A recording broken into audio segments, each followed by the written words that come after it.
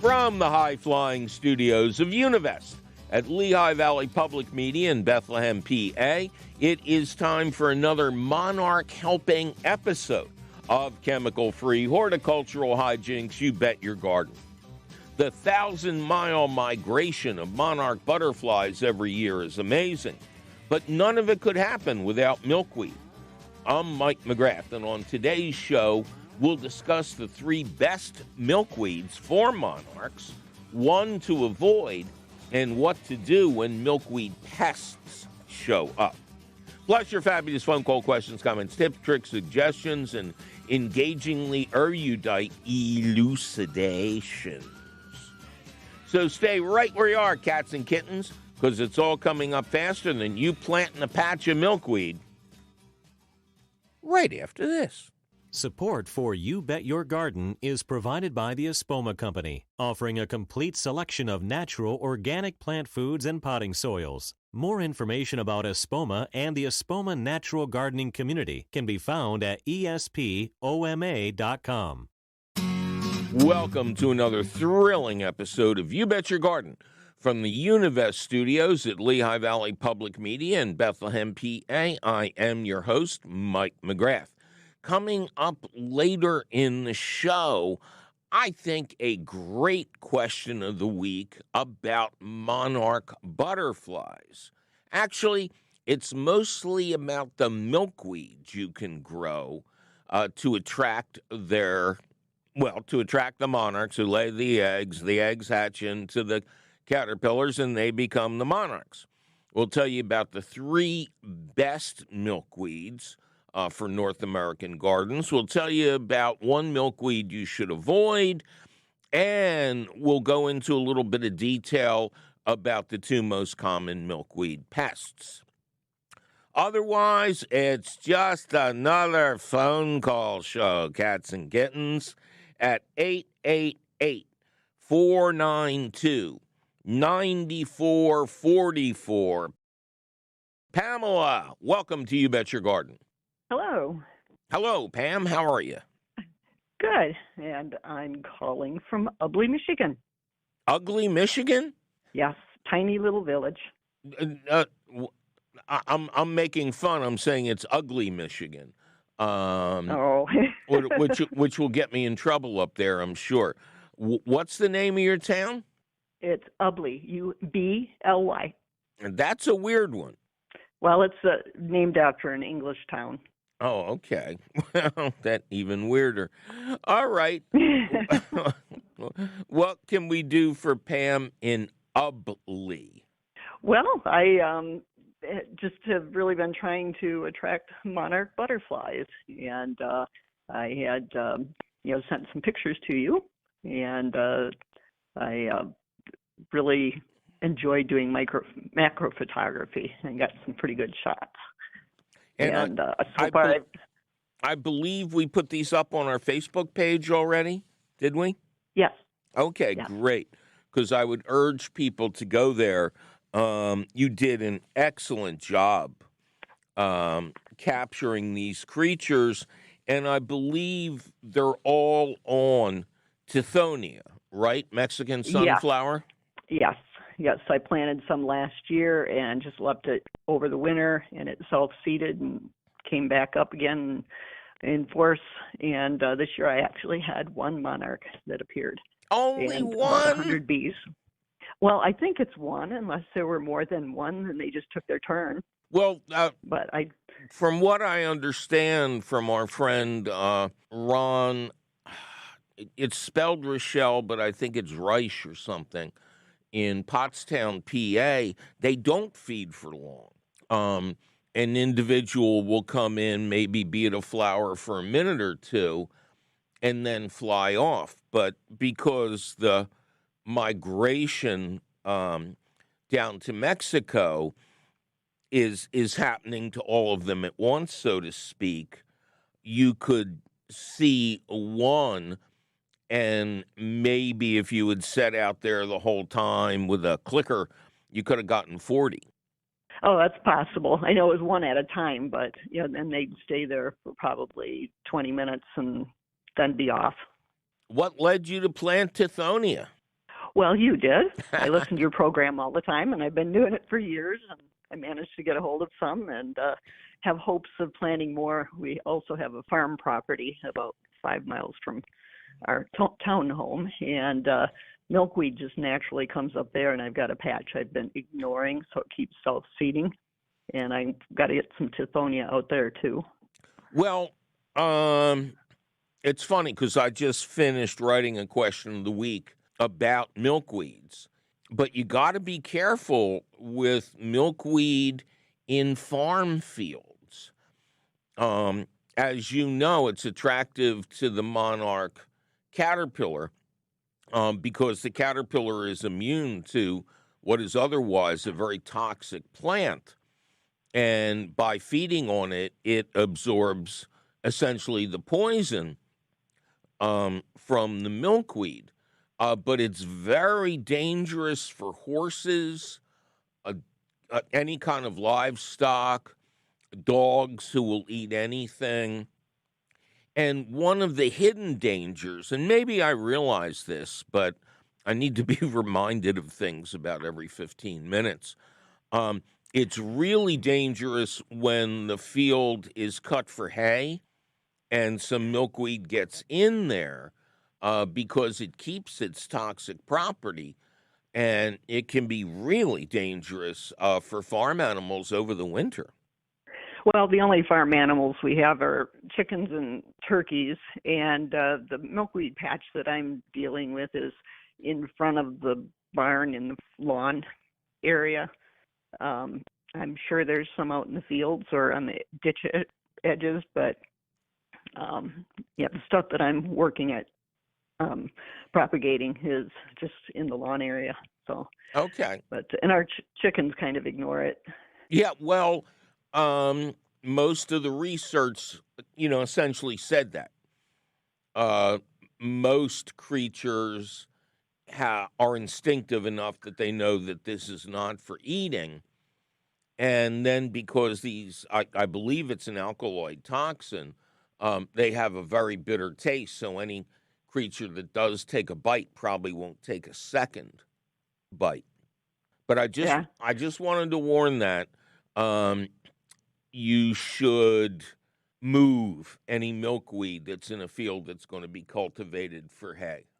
Yes, we rent our fields to a farmer, so that's maybe something I can go out and do whenever he does. He rotates crops, so sometimes it's hay, sometimes it's corn. Well, the danger here would be with the hay. There'd be no danger in it being around with corn. But that explains, because you'll often see these things where farmers hate milkweed. And this really explained to me why. Because if it gets caught up in hay, it's impossible to separate, so to speak. Yes. And it spreads by underground rhizomes. So if you have a patch of milkweed and they're going to hay it, just dig up all those rhizomes and plant them someplace else. Well, I'll have to look out for that in the spring then.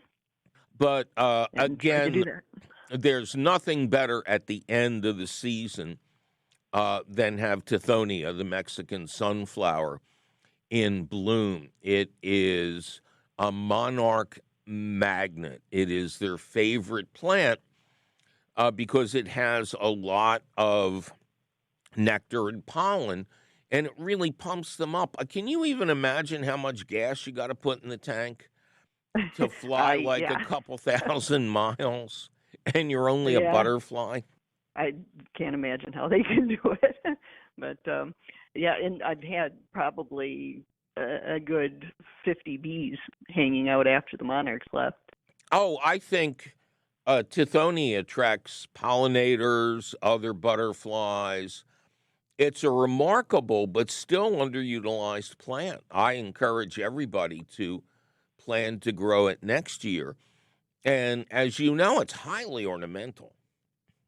Oh, I love it. I've got a tall marble statue in front of it, and that it's white marble and that red around it is really nice. Looks pretty. And it's really gotten tall. It's probably about 6 feet tall. Yeah, and again, yeah. Oh, and it's so dramatic. I've grown it in raised beds where, like you say, it gets very tall. I've grown it in containers where it stays nicely compact, and it reblooms so rapidly if you deadhead it. I mean, the flowers just keep on coming. Yeah. Yeah, I've been trying to encourage family and friends to start growing it too. Yeah, The more the merrier. And unlike the cautions with milkweed, there's no downside to tithonia. Just go crazy and try and help the monarchs get through climate change, wildfires, floods, all these other, it's like an old movie serial with them trying to get back to their nesting grounds. Yeah. All right. So thank you very much for sending the pictures. I urge, again, all our listeners to go to the You Bet Your Garden Facebook page and scroll down. Maybe if I can pay attention long enough, we can get them back up when this show airs as well. Because I think it's a great advertisement for growing tithonia as well. Yes. All right. Well, thank you for your time, and thank you for thinking of the flutterbys. Oh, yeah. Very welcome, and I will continue to try to promote their keeping them going. All right. Very good. Take care. Have a safe winter, and maybe we'll talk to you again next year. Okay. Thank you.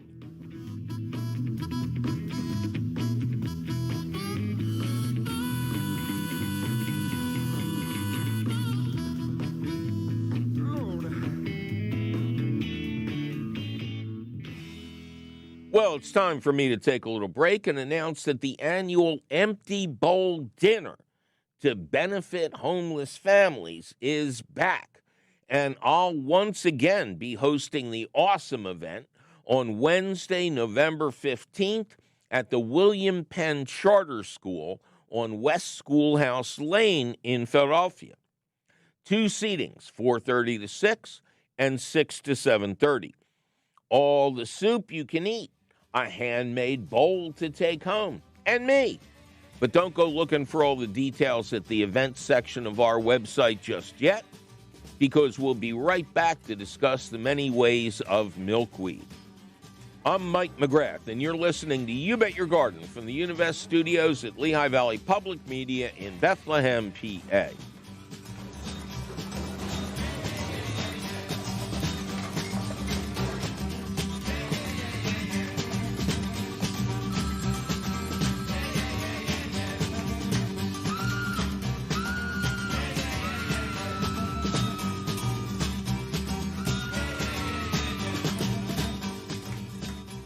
Support for You Bet Your Garden is provided by the Espoma Company, offering a complete selection of natural organic plant foods and potting soils. More information about Espoma and the Espoma Natural Gardening Community can be found at espoma.com.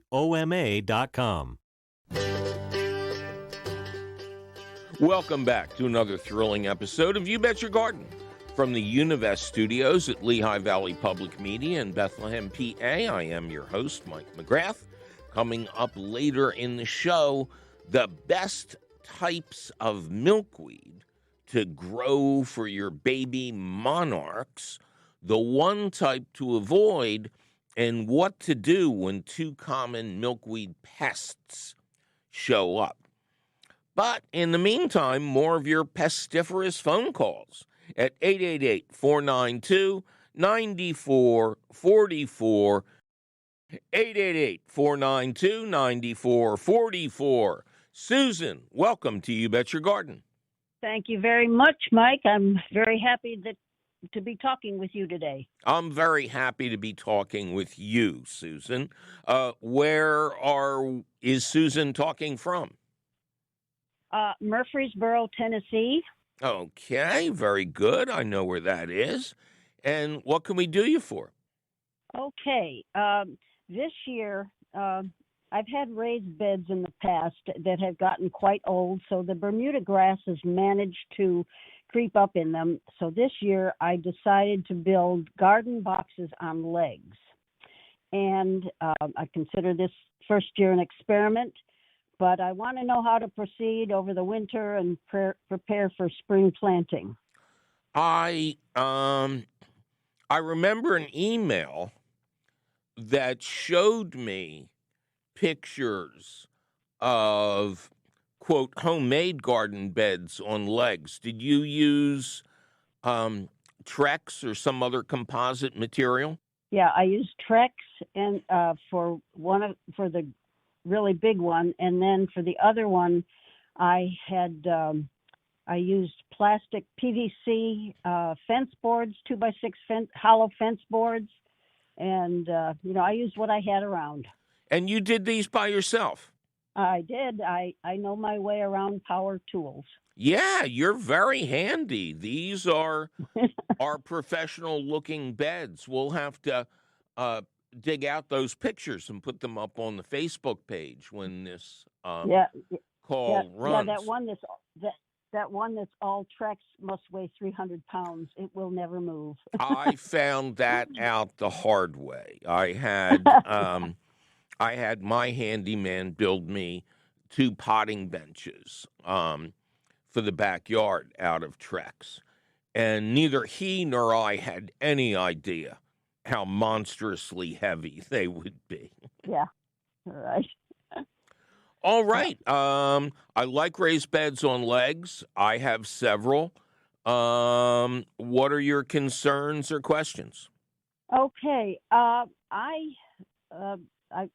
filled them with a mixture of organic garden soil that I got from Home Depot, worm castings from my worms, and my homemade compost. And I added peat moss, vermiculite, and then I had also picked up a yard of lawn and garden soil from a local place that's 40% topsoil, 10% sand, and 50% premium screen compost, supposedly. To me, it looked like it had a lot more sand in it. But anyway, I had planted pak choi, lettuce, and Swiss chard and green beans, and they were doing nothing for a couple of months. And I finally resorted to using Miracle Grow, and then I know. I waited 2 months, and I didn't know what else to do. Okay, so in the future, if you think feeding is necessary, there's no reason to use those concentrated high explosives. You can go to an independent garden center. I always urge people not to buy plants or gardening supplies at one of the big box stores. Independent garden centers will sell you exactly the right thing. They'll hold your hand. They're part of the community. The big box stores arrive to put these long-term family businesses out of business. And your organic garden soil does not exist. There is no such terminology. So I'm not quite sure how they bamboozled you with that one. Well, it smells pretty organic. Oh dear. Yeah. But anyway. Yeah, that is worrisome. Now, and again, when you buy bulk, as you did from wherever you got your combination of topsoil, sand, and compost.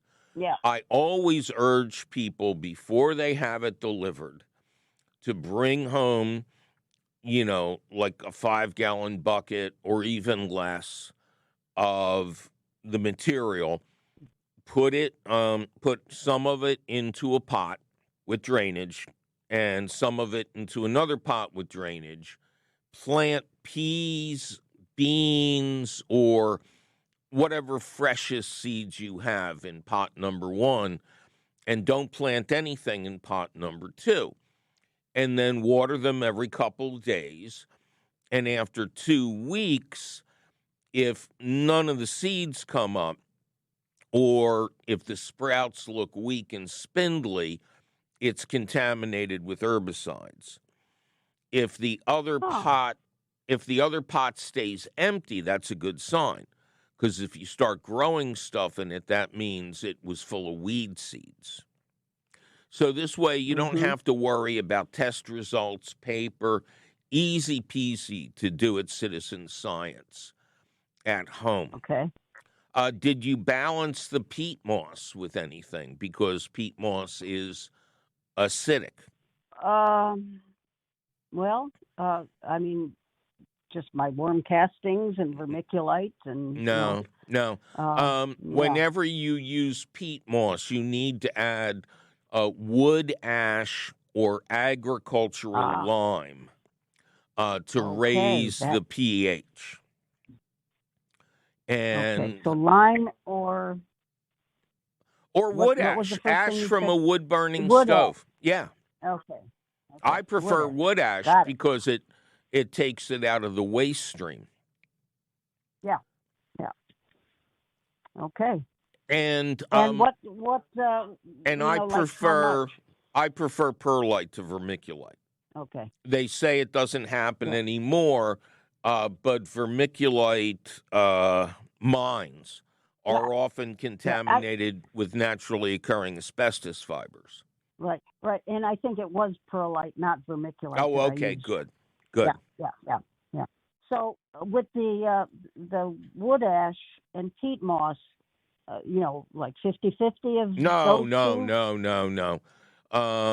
Let's say you're using a 5-gallon bucket of peat moss, milled peat moss. Maybe a cup of wood ash or lime. Okay, that gives me a reference. Good. Okay. And I would really, your beds are already filled. Your beds are made. You got to lay in them.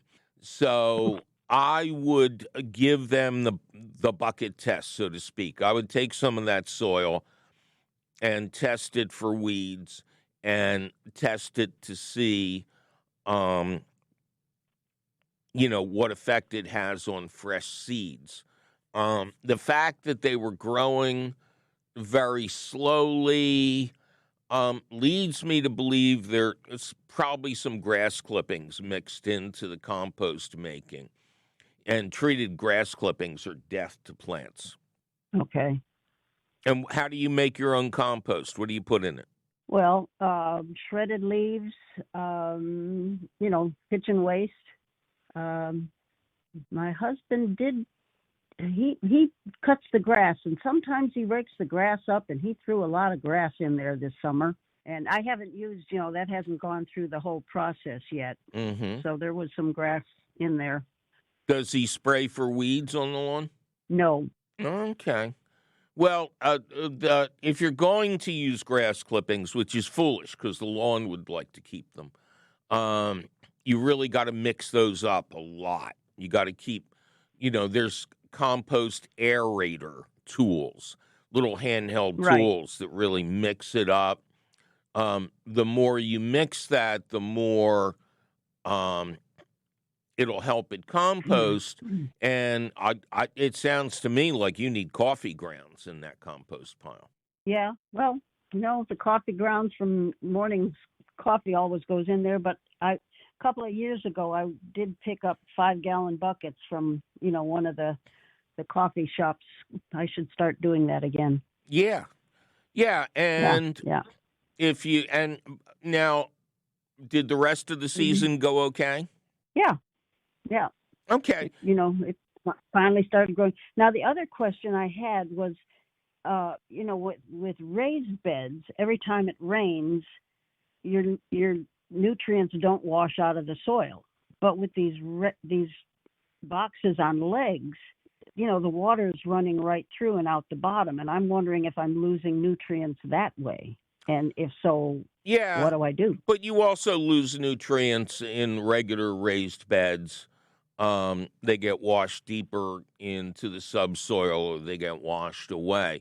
If you want to be really clever, set up a system underneath where you can capture that water and then use that water as water during dry times, and that'll return the nutrients, and the water will be right there where you need it. Yeah, yeah. Okay, what about overwintering these boxes? In what sense? Well, I mean, the soil is just sitting there. Do I need to amend it with anything? Should I put shredded leaves on it like I would, on a raised bed, or Yes. cover them, or? Yes, the absolute best thing you can do is put down 2 inches of shredded leaves on top of the beds. Okay. Okay? Okay. Yeah. All right, yeah. we got to go. Okay. Thank you so much. I'll work on it. Okay, you take care. Good luck, and bye-bye. Bye-bye. Curtis, welcome to You Bet Your Garden. Thank you. Glad to be here. Well, thank you. It's good to have you here, Curtis. How are you doing? I'm doing well. And where is Curtis? In Dayton, Ohio. Dayton. Dayton, Okay. Ohio. Very good. The birthplace of aviation. Yeah. All of a sudden, my brain is in Kitty Hawk now. That's a good place to be. Yeah. Oh, it's beautiful there. And, of course, they have their own claimed aviation and everything. All right. That's true. Very true. Let's see. You're in Dayton, Ohio. Your name is Curtis. What can we do you for? Okay. I'm interested in getting a answer to a question I have pertaining to purple velvet miniature crepe myrtle bush. I want to plant one beside my driveway entrance. Okay. And I would like to know what time of year would be best to plant it. Well, where are you going to get the bush? Where are you going to get the material? Thank you for asking. I want to buy it from Amazon. Okay. Online. Crepe myrtle for many years was considered a southern plant. Okay. Pretty much as you drove to Virginia along Route 13, they would start to appear when you got to the eastern shore. You never saw them in cooler climates than that. But over the years, their range has extended a bit. The most important thing is, do you know what USDA zone you're in? It's 6. And are you certain that specifically this exotic variety of crepe myrtle is good for zone 6? Yes. My neighbor down at the other end of the block has one growing next to his driveway down there. And it's a beautiful beautiful red, crimson red. Okay. So that's what piqued your interest. Exactly. He's a friend of mine, yeah. And where did he get his? Do you know? I don't know. That's a great question. I'll have to ask him about that. Before you buy plant material from Amazon, I would see if perhaps he bought it locally. And I would buy from the same place. Okay. I know Amazon is selling everything. I actually bought some pepper seeds for my garden this year from someone I see. who had a little shop on Amazon. But live plant material, now we're getting a little dicey. I mean, are they certified disease-free? Are they inspected? There's lots of laws about shipping plants from state to state. And, you never know what kind of quality you're going to get. So if at all possible, I would ask him where he got his and get it at exactly the same place. Now, if they still have them, if they still have one in stock, then you can plant it in the ground now. But this would also be a plant that could take a spring planting very well. Okay. So that they don't have it in stock, but they're going to have it again next year. I would order it, wait to the spring, and then install it when nights are reliably in the 50s. And Okay. it doesn't bloom until the end of the season. Right. So when it blooms, leave those blooms alone. And then the following spring, go out there when you see new green growth in your garden. Yes. Then you can deadhead the flowers. How tall does this one get? This one gets it'll get about 5 feet tall. Okay, that's perfect. What you want to do every spring is prune it back just to the point where it gets back to that 5 feet. In other words, Okay. you can keep it a 5-foot shrub. Let it grow a foot during the season, but then take that foot off at the beginning of the season. This is very good. Crepe myrtles love to be treated this way. It's very protective for the plant, and you will encourage a lot more blooms. Okay. And remember All right. Yeah. Go ahead. Go ahead. I was just going to say, yeah, he's had very good success with his, and he does a great job apparently of pruning it. Yeah, never in the fall. Never in the fall. Okay. Never in the fall. Wait till the spring, and that will encourage the plant to produce the maximum number of blooms. Okay. Hey, and have him over for a beer when you're going to plant it. He'll help you. He'll show you how to do it. Okay. That's a great idea. Thank you. All for right. that. Well, thank you. It's a great question. Nice to talk to you. You too. All right. Take care. Bye-bye. Goodbye. Well, it's time for me to take a little break and announce that the annual Empty Bowl Dinner is back, and I'll once again be hosting this awesome event. This year's dinner happens on Wednesday, November 15th at the William Penn Charter School on West Schoolhouse Lane in Philadelphia and benefits the Family Alliance of Philadelphia. There's 2 seatings, 4:30 to 6 and 6 to 7:30. You get all the soup you can eat, a handmade bowl to take home, and me.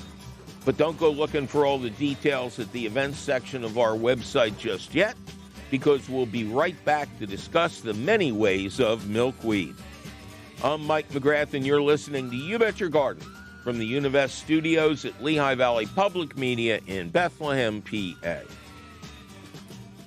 This is 91.3 FM, WLVR Bethlehem, WLVR.org.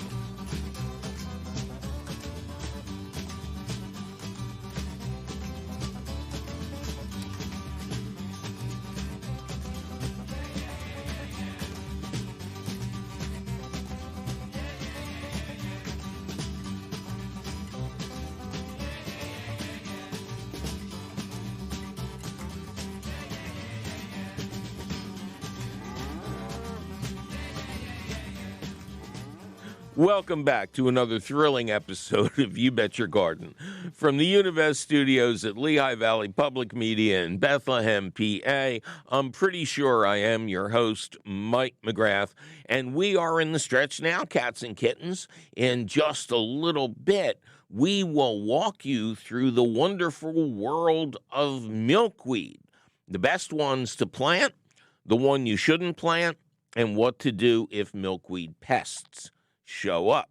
And that's coming up right after a couple more of your fabulous phone calls at 888-492-9444. 888-492-9444. Ed, welcome to You Bet Your Garden. Hi, my name is Ed. Hi, Ed. My name is Mike. Hi, Mike. Where is Ed? In West Goshen. West Goshen? Outside, just outside of Philadelphia. Yes, it is. That's right. Okay. What can we do you for? Well, I'm having problems with these flies. Look like I'm not flies; they're birds. They keep landing on the ground, and they dig holes in my lawn, and they have a bunch of holes out there. And then now they haven't ripped it out. You know, they're after these worms so bad that I don't know what to do to get rid of them, you know? Okay, why do you say they're after worms? Well, because I can't see why would they be digging in grass, you know? There must be something that, a reward underneath, you know?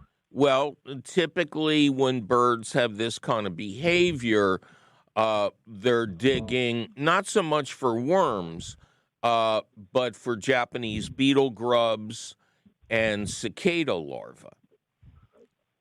Oh, really? Okay, I So, didn't know that. did you have a lot of Japanese beetles this past season? Not really, no. Okay. Did You you know, know? they didn't start till like about 3 weeks ago. And every time I get up in the morning, there'd be about 50 birds out in the backyard, and they're all pecking away at the ground. Yeah, And well, then I was chasing them all the time, and I guess they maybe found another piece of ground to go after. well, I would think that Japanese beetle grubs would have would be lower in the soil at this time of year, but we've also had a lot of abnormally warm weather. Some birds Right, with especially long bills are very adapted exactly. Yeah, to this kind of behavior, and right. beetle grubs have a lot of protein in them. So Oh, I didn't know that. what I'm going to suggest is you buy yourself, especially before the freezing weather starts, a motion activated sprinkler. Oh, And okay. and set it up and face it towards the area where the birds are. So when the birds Hmm. land, the sprinkler will go off and chase them away. Right. And then in the spring, you may want to write this down. It's not a very common thing. But you want to purchase beneficial nematodes. You can buy them from Gardens Alive. You can buy them from independent garden centers. You can buy them online. These are Hmm. microscopic creatures that you water into the lawn, and they parasitize the beetle grubs. So no Mm. Japanese beetles emerge. Right. And, this may be a once in a lifetime thing. Mm. And, It's the first time I've ever seen any birds act like this, you know? well, it's time for everything. What, do you know what Right. kind of grass you have? No, I got all kind of grass growing out there, you know? Well, then it doesn't matter, right? So, Right. if you want, if we get rid of the birds quickly, you can try overseeding any spots that they left bare. It's a little bit Right. it's a little bit late in the season, but if you don't do it now, you got to wait till like September. Right. Okay. All right, man? Okay, sounds good. All right. Well, good luck to you, sir. Okay, thanks a lot. Appreciate it. My pleasure. Bye-bye. All right, as promised, it is time for the question of the week, which we're calling Milkweed and Their Foes. Christine in Montgomery County, PA, which is near Philadelphia, writes, I've converted my garden to a chemical-free, pollinator and bird-friendly area. I now have mostly native plants surrounding my back patio and pathway and have seen an uptick of birds and insects alike. However, I'm concerned about my swamp milkweed. It grew beautifully this summer, and I was excited to find 3 monarch caterpillars on it. Then I saw that it was covered with yellow aphids. I also found ladybugs and milkweed bugs. Now I'm seeing tiny reddish beetle-like bugs scurrying around. I didn't remove any of these critters out of fear that I'd be upsetting the natural environment. But I'm also wondering if I somehow attracted the wrong type of insects and that they may invade the rest of my garden. Any suggestions or wisdom? Suggestions I got bags of. but I think I left wisdom in my other cape. At any rate, yours is a perfect question, as it appears your plant was invaded by the two most important milkweed pests. Lucky you. But before we get to those pests, let's briefly discuss the best milkweeds to grow as host plants for monarch caterpillars. Swamp milkweed, scientific name incarnata, is a North American native that prefers growing in wet soil, making it a perfect plant for soggy spots. The website Monarch Health notes that the sucrose content of the flowers is about 30%, which sounds good for pollinators, but stay tuned for the real heavyweight champ. Swamp milkweed is a perennial, spreading via underground rhizomes, as opposed to those extremely rare above-ground rhizomes. As the website notes, this means that a big patch could actually be a single plant with a giant root system. Flower colors range from pink to a light purple with mild fragrance. Another native, common milkweed, prefers well-drained soils and also spreads via underground rhizomes, again meaning that a big patch could just be a single plant.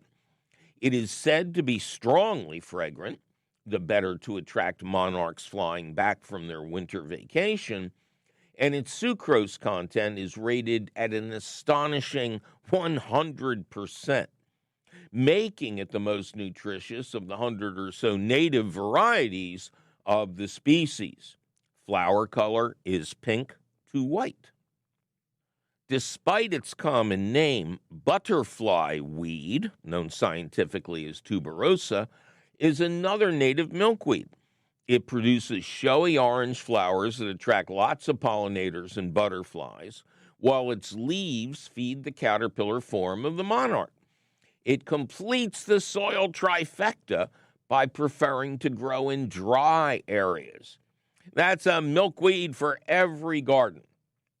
Important note, because it spreads via those underground rhizomes, milkweed can become aggressively invasive.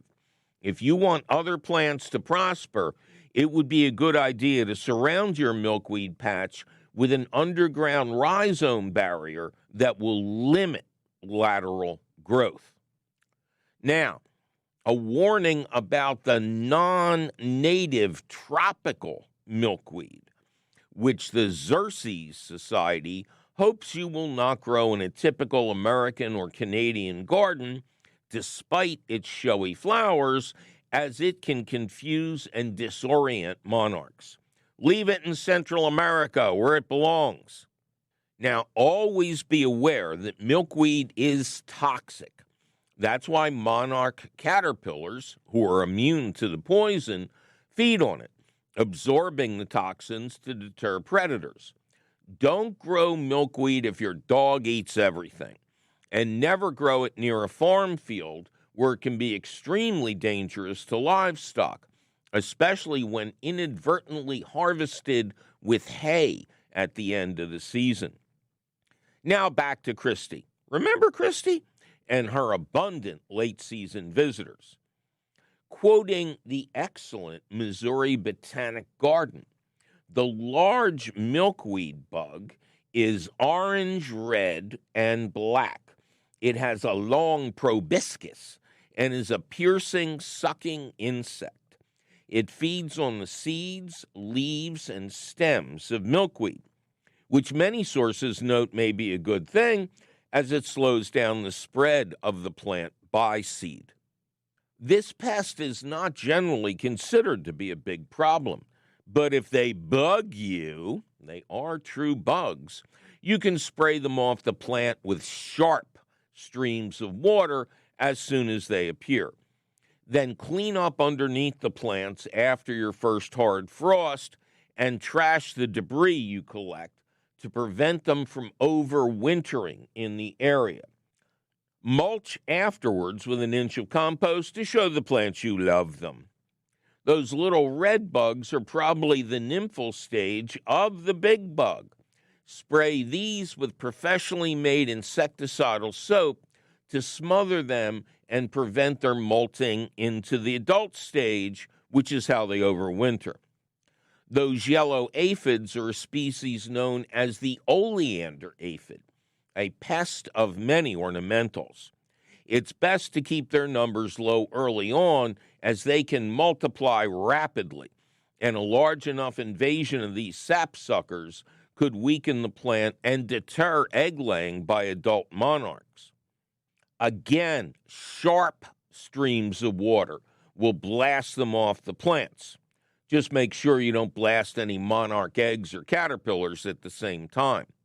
Oh, and the ladybugs, of course, are there to devour the aphids. Important note, I found a lot of ridiculous and counterproductive oleander aphid advice on the internet.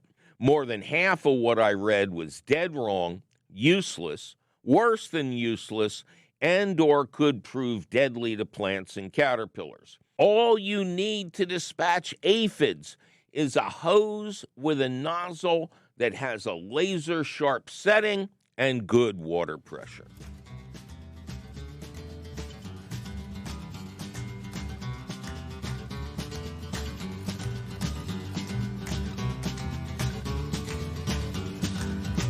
Well, that sure was an interesting look at milkweed, now wasn't it?